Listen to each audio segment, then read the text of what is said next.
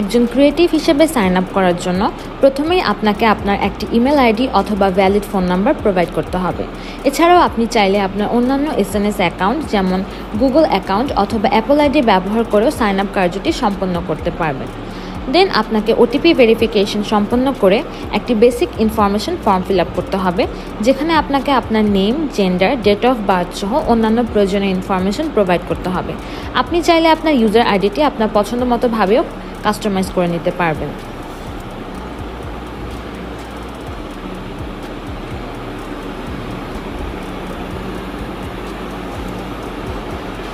এবং সব information provide করা শেষ হয়ে গেলে সাবমিট অপশনটি ক্লিক করে আপনার সাইন আপ কার্যটি সম্পন্ন করবেন।